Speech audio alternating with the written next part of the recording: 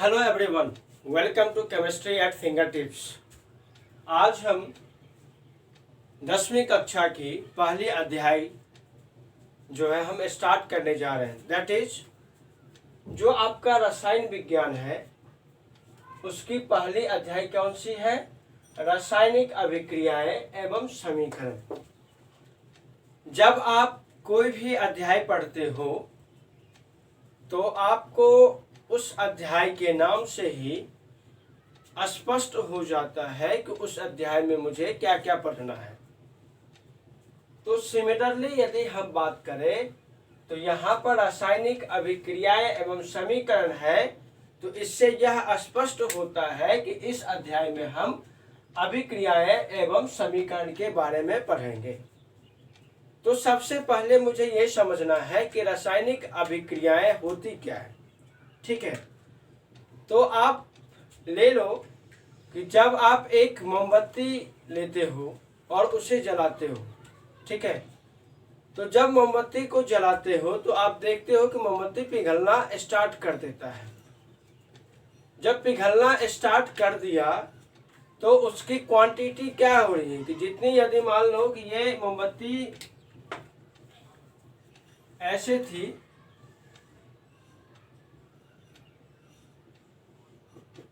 ऐसे जल रही थी मोमबत्ती, ठीक है, ये चलना स्टार्ट हुआ, तो इस फेनोमेनन में यदि हम ऑब्जर्व करें क्या क्या हो रहा है तो आप ये बता सकते हो कि इस मोमबत्ती के पास में क्या है, ये हीट यहाँ पे है।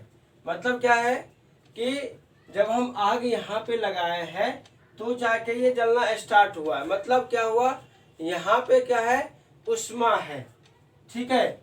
सो ऊष्मा आने के बाद क्या हुआ, इसका जो क्वांटिटी है वो क्या हो रही है, घट रही है।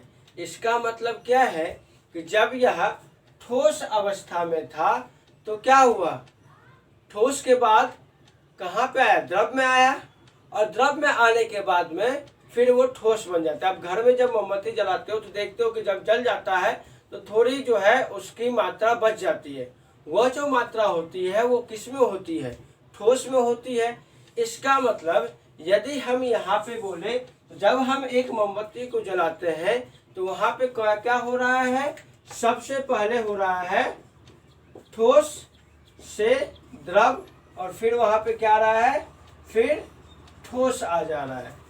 तो ये जो ठोस से द्रव हुआ, तो ठोस से द्रव कब हुआ, जब हम उसको क्या किए, आग लगाए मोमबत्ती में, मोमबत्ती जलाए तो वहाँ पे क्या हुआ, ऊष्मा बना, ऊष्मा यहाँ पे आया।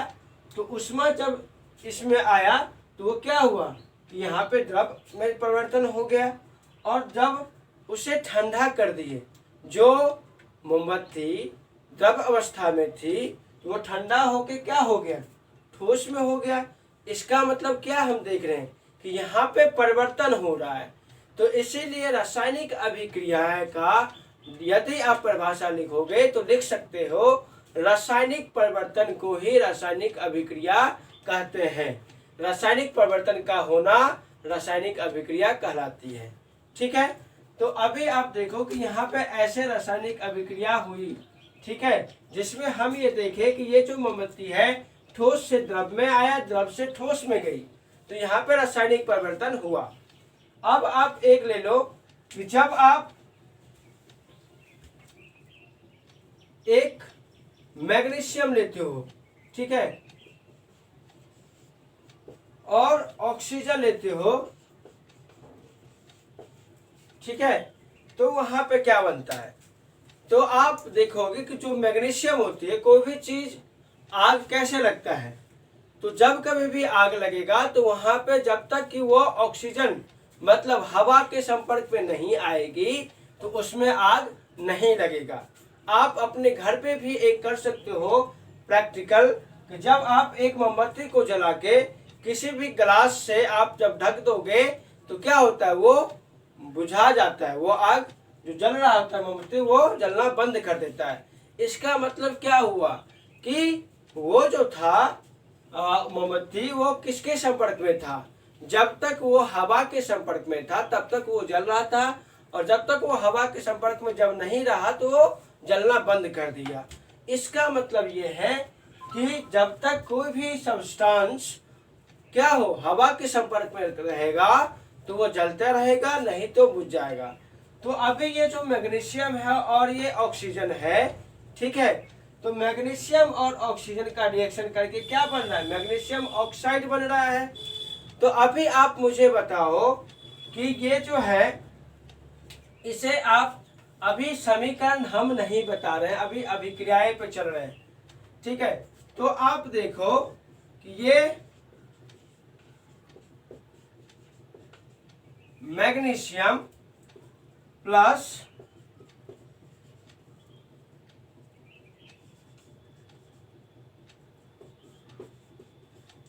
ऑक्सीजन ये क्या बन रहा है,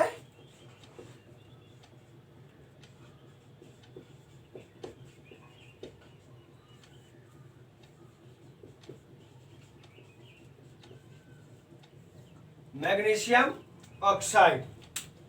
तो अभी देखिए कि ये मैग्नीशियम था जब अभिक्रियाएं नहीं हुई थी, ठीक है, जब अभिक्रियाएं नहीं हुई थी तो ये क्या था, मैग्नीशियम था और ऑक्सीजन था। जब अभिक्रियाएं हो गई तो बन गया मैग्नीशियम ऑक्साइड। तो यहाँ पे क्या हुआ, फिर रासायनिक परिवर्तन हुआ। तो जब कभी भी रासायनिक परिवर्तन होगा तो वहां पे क्या होगा, रासायनिक अभिक्रियाएं होगी। अब समीकरण से रासायनिक समीकरण का मतलब क्या होता है, अभी ये जो मैग्नीशियम और ऑक्सीजन है तो मैंने लिखा मैग्नीशियम ऑक्साइड। तो जब कभी भी किसी भी रासायनिक अभिक्रियाओं को यदि आप संक्षिप्त रूप में लिखोगे तो वह कहलाती है रासायनिक समीकरण। अब संक्षिप्त रूप हम कैसे लिखेंगे, तो जब आप क्लास 9th में होते हो, जब 9वीं कक्षा में आप होते हो तो वहां पे आपको क्या होता है कि आप बहुत ज्यादा अवेयर हो जाते हो तत्व के उसके सिंबल से, कैसे उसे रिप्रेजेंट करते हैं। जैसे कि यदि हम मैग्नीशियम की बात करें तो उसकी सिंबल क्या होती है, Mg, संकेत क्या होती है, Mg।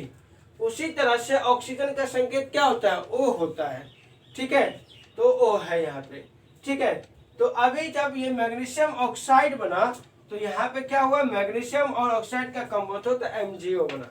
अभी आप लोगों को अभी ये समझ में नहीं आया होगा कि ये जो है Mg प्लस O2 जब रासायनिक अभिक्रिया किया तो MgO कैसे बना, वो भी हम बताएंगे कि किसी भी एलिमेंट का रासायनिक अभिक्रिया का जो उत्पाद बनता है, प्रोडक्ट बनता है, वो कैसे बनता है, वो भी हम बताएंगे, ठीक है। तो अभी क्या है कि जब मैग्नीशियम ऑक्सीजन ये हुआ तो मैग्नीशियम ऑक्साइड बनाया, ठीक है। तो इसी जब हम रासायनिक अभिक्रियाओं को संक्षिप्त रूप में इसे ही हम क्या लिख सकते हैं, ऐसे लिख सकते हैं। अब देखिए, तो रासायनिक अभिक्रियाएं और रासायनिक समीकरण आई थिंक अब आप समझ गए होंगे, ठीक है। तो जब आप रासायनिक अभिक्रियाएं और रासायनिक समीकरण समझ गए तो अभी अब क्या आता है, अब आ जाती है आपकी 3 बातों की। सबसे पहले क्या है कि यहाँ पे ये क्या कौन सी चीज है, ये एरो मार्क हम क्यों दिए हैं, तीर का चिन्ह क्यों दिए हैं, और ये कौन सी चीजें हैं।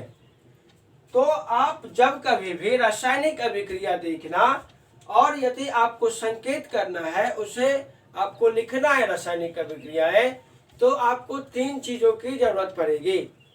सबसे पहला चीज आपका आता है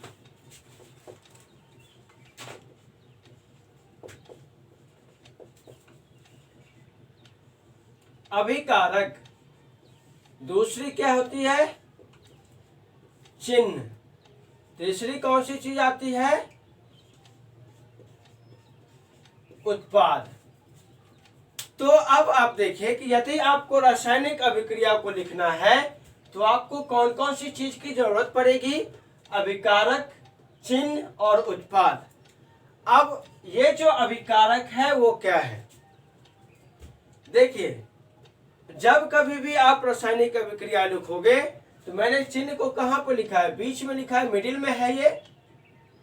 तो हमेशा ये जो चिन्ह है वो हमेशा अभिकारक और उत्पाद के बीच में ही आएगा। अब चिन्ह को हम समझते हैं कि कैसे रिप्रेजेंट करना है। यदि हम ऐसे चिन्ह दे रहे हैं तो आपको ये समझना है कि इधर जो भी सब्सटेंस होगा, लेट अस सपोज दैट, यदि हम मान लेते हैं कि यहाँ पे A प्लस B कोई तत्व है, A कोई तत्व है, B कोई तत्व है, ठीक है। तो A प्लस B है इधर लिखा हुआ और इधर C बन रहा है। हम मान लेते हैं कि यहाँ पे जो उत्पाद बन रहा है वो C बन रहा है। तो तीर ये जो है, ये जो कैसे मार्क किया हुआ है, इधर की ओर मार्क किया हुआ है। इसका मतलब जिधर भी तीर का मार्क होगा, जिस और डायरेक्शन होगी तीर का चिन्ह का, उधर क्या बना हुआ होगा, उत्पाद, ठीक है। और उसके बाईं ओर क्या बना हुआ होगा, अभिकारक। इसका मतलब ये है कि जो भी तीर चिन्ह है ये, तो उसकी बाईं ओर क्या होगी, ये हो गई बाईं ओर, ये क्या होगी, दाईं ओर। तो बाईं ओर जो होगी वो क्या होगा, अभिकारक, और दाईं ओर क्या हो जाएगी, उत्पाद। और ये हो गई ना आपकी, ये क्या है, ये चिन्ह है। तो यहाँ पे क्या हुआ कि अभिकारक और उत्पाद के बीच में चिन्ह है। मैंने बोला था कि हमेशा चिन्ह कहाँ आएगा, अभिकारक और उत्पाद के बीच में। तो अब आप किसी भी रासायनिक समीकरण में आप अभिकारक और उत्पाद को लिख सकते हैं कि कौन सी अभिकारक है, कौन सी उत्पाद है। अब आप देखिए कि अभिकारक की परिभाषा हम कैसे लिखेंगे। तो जब यदि आपको अभिकारक की परिभाषा लिखना है तो आप क्या बोलोगे, ये तीर चिन्ह की बाईं ओर है और ये उत्पाद है। उत्पाद का बनना मतलब रासायनिक समीकरण में, रासायनिक में क्या होना, परिवर्तन होना, रासायनिक पदार्थ में परिवर्तन होना रासायनिक अभिक्रिया कहलाता है। तो उत्पाद बना मतलब परिवर्तन हुआ। तो परिवर्तन से पहले जो भी पदार्थ था वो अभिकारक है। इसका मतलब क्या हुआ, इसका मतलब ये हुआ कि रासायनिक अभिक्रियाओं में जो सब्सटेंस, जो पदार्थ भाग लेती है उसे हम अभिकारक कहते हैं, ठीक है। अब अभिकारक की परिभाषा क्लियर हो गया कि जब कोई भी पदार्थ रासायनिक अभिक्रिया में भाग लेती है तो उसे हम अभिकारक कहते हैं। अब देखिए कि रासायनिक अभिक्रियाओं में रासायनिक समीकरण, रासायनिक परिवर्तन होने के बाद में जो भी मुझे पदार्थ मिलता है वो क्या होता है, उत्पाद। तो रासायनिक अभिक्रियाओं में जो भी पदार्थ भाग लिया तो वो क्या कहलाया, रासायनिक अभिक्रिया अभिकारक।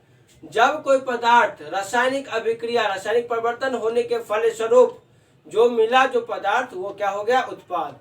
तो समझ में आई अभिकारक और उत्पाद, ठीक है। तो हमेशा आप रासायनिक समीकरण को तीर चिन्ह से क्या करोगे, दर्शाओगे, ठीक है। तो आई थिंक आपका अब रासायनिक अभिक्रिया और रासायनिक समीकरण का कॉन्सेप्ट क्लियर हो गया होगा, किसे कहते हैं। उसके बाद अभिकारक, उत्पाद और चिन्ह के बारे में भी आप अच्छी तरह से जान रहे हैं। अब देखिए कि मुझे और क्या क्या इस चैप्टर में पढ़ना है। इस चैप्टर में मुझे रासायनिक अभिक्रियाएं हैं, तो इसका मतलब ये है कि बुक में यह भी लिखा होगा कि बहुत सारे तरह का क्या होता है, रासायनिक अभिक्रिया होती है, विभिन्न तरीकों का होता है, विभिन्न तरह के होते हैं। जैसे आप लोगों ने कुछ बच्चों पढ़े भी होंगे कि रासायनिक अभिक्रियाएं बहुत तरह की होती है, ठीक है। जैसे कि आप यदि बात करें तो क्या हो गई, संयोजन अभिक्रियाएं हो गई। एग्जाम्पल के तौर पे यदि हम देखें तो संयोजन अभिक्रियाएं हो गई, वियोजन हो गई, अपघटन हो गया, ठीक है, विस्थापन हो गई, द्विविस्थापन हो गई। तो ये सब क्या है, ये सब रासायनिक अभिक्रियाओं के प्रकार है जो मुझे पढ़ना है आगे, ठीक है। रासायनिक समीकरण का क्या है, एक और आ जाता है कि कैसे हम संतुलित करते हैं। तो हमें इस चैप्टर में रासायनिक अभिक्रियाओं का प्रकार, रासायनिक समीकरण को कैसे लिखते हैं वो पढ़ना है। उसके बाद संतुलित कैसे करते हैं रासायनिक समीकरण को वह भी पढ़ना है, और यह क्यों जरूरी है संतुलित करना रासायनिक समीकरण को, ये सब मुझे पढ़ना है। तो अब जो नेक्स्ट क्लास आपकी होगी वो होगी आपका, कहाँ से स्टार्ट करेंगे हम स्टार्ट करेंगे रासायनिक समीकरण को कैसे संतुलित करते हैं, वो हम अगले क्लास में समझाएंगे। सो आप लोगों का धन्यवाद। आप प्लीज अपने फ्रेंड को शेयर करिए और बताइए कि अब यहाँ पर भी हिंदी में क्लास स्टार्ट हो गई है, अब आप लोगों को कोई भी दिक्कतें नहीं आएगी। तो आप लोग प्लीज शेयर करिए, लाइक करिए और हमारे चैनल को सब्सक्राइब करिए।